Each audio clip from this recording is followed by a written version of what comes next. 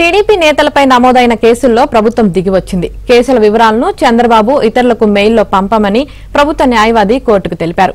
ఒకసారి mail check చేసుకుని చెప్పాలని పిటిషనర్ల తరపున న్యాయవాదులను హైకోర్టు న్యాయమూర్తి కోరారు.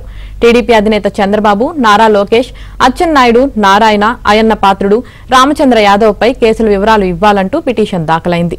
మార్చి 1వ తేదీన డీజీపీకి లేఖ రాసినప్పటికీ వివరాలు ఇవ్వలేదని చంద్రబాబు తరపున సీనియర్ న్యాయవాది దమ్మాలపాటి శ్రీనివాస్ ఈ పిటిషన్ దాఖలు చేశారు. గతంలో కేసుల వివరాలు ఇవ్వాలని మౌఖికంగా ఆదేశించింది హైకోర్టు.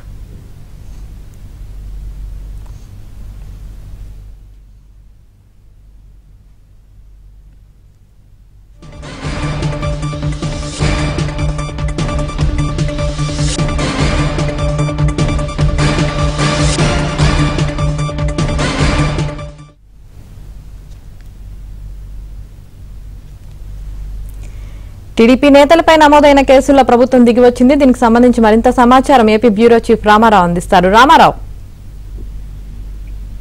సార్వత్రిక ఎన్నికలు సమీపిస్తున్న తరుణంలో రాష్ట్రంలో తెలుగుదేశం పార్టీ నేతలపై నమోదైన కేసులకు సంబంధించిన వివరాలు ఇవ్వాలి అని చెప్పి పోలీసులను అడిగినప్పటికీ ఇవ్వడం లేదు అని చెప్పి టీడీపీ అధినేత చంద్రబాబు నాయుడుతో పాటు ఆ party national general secretary Nara Lokesh, అదేవిధంగా ఏపీ టీడీపీ అధ్యక్షుడు అచ్చెన్నాయుడు, మాజీ మంత్రులు అయ్యన్న పాత్రుడు తో పాటు పొంగూరు నారాయణ, అదేవిధంగా రామచంద్ర యాదవ్ ఇటువంటి నేతలందరూ కూడా తమ కేసులు వివరాలు ఇవ్వాలని హైకోర్టులో పిటిషన్ వేశారు. గత వారం ఈ పిటిషన్లన్నీ కూడా విచారణకు వచ్చాయి. వీరితో పాటు ఆ party general secretary, Telugu Desam party general secretary వల్ల రామయ్య కూడా రాష్ట్రంలో తెలుగుదేశం పార్టీ తరఫున పోటీ చేస్తున్న 144 మంది అభ్యర్థులపై ఉన్న కేసుల వివరాలు ఇవ్వాలి అని కూడా హైకోర్టులో పిటిషన్ వేశారు. ఈ పిటిషన్ కు సంబంధించి గత వారం జరిగిన విచారణ సందర్భంగా మీరు ఎందుకు ఇవ్వలేకపోతున్నారు అని చెప్పి హైకోర్టు ప్రభుత్వ న్యాయవాదిని ప్రశ్నించింది. డీజీపీ కార్యాలయం నుంచి ఇవన్నీ ఇవ్వాలంటే ఇబ్బందులు ఎదురవుతాయి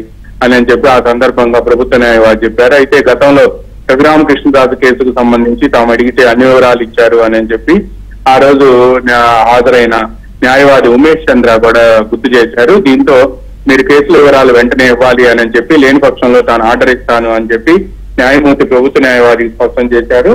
ఈ రోజు మళ్లీ కేసు విచారణ ఈ రోజు వాయిదా వేయగా ఈ రోజు ఉదయం కేసు విచారణకు వచ్చిన వెంటనే ఎవరైతే పిటిషన్లు వేశారో వాళ్ళందరి కేసుల వివరాలు కూడా తాము వారి మెయిల్స్ కు పంపాము అని చెప్పి కూడా పేర్కొన్నారు. అయితే మీరంతా కూడా మెయిల్స్ చెక్ చేయండి, మెయిల్స్ లో ఉన్నాయో లేదో కనుక్కొని నాకు చెప్పండి అని చెప్పి న్యాయమూర్తి పిటిషన్ల తరపు న్యాయవాదులను ఆదేశించారు. దీంతో వీళ్ళంతా కూడా మెయిల్స్ చెక్ చేశారు.